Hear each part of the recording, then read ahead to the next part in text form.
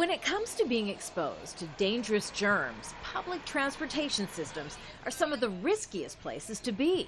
Studies have shown that metal safety poles and straps on buses and subways are often contaminated with potentially harmful microbes. That's why commuter Janae Little says she washes her hands frequently with antibacterial soap. I look for that soap typically because I know it's going to kill the bacteria, and that's what I think a clean hand would be. There are conflicting studies on just how effective antibacterial soaps are against germs, but there's growing evidence they may be harmful to human health. That's because of a single ingredient called triclosan. Consumer advocates say the chemical causes hormone-related issues in humans, like infertility and early puberty. It disrupts the endocrine system, which is basically any system that's run by hormones. So things like your thyroid function, reproductive organs. So that's the concern. And then we know that it accumulates in our bodies. So they're finding it at higher levels the older people get. Triclosan is found in 3/4 of all antibacterial cleansers in the U.S.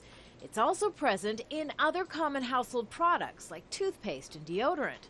For years, consumer advocates have been pushing for the chemical to be banned. In 1972, the U.S. Congress passed a law requiring the Food and Drug Administration to issue a safety ruling on triclosan.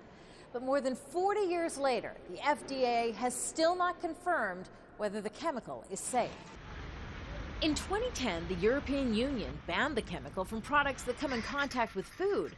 And in March, the Canadian government announced it had designated triclosan as being toxic to the environment. Even the FDA's own website states animal studies have shown that triclosan alters hormone regulation.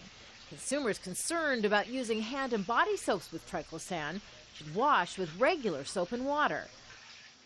In the absence of government regulation, some U.S. companies and hospitals are already voluntarily removing triclosan-based products from general use. After decades of delay, the FDA's promised to deliver its ruling on the safety of triclosan in soaps by the end of 2013. Until then, companies can continue to use the chemical in their products. Kimberly Helkett, Al Jazeera, Washington.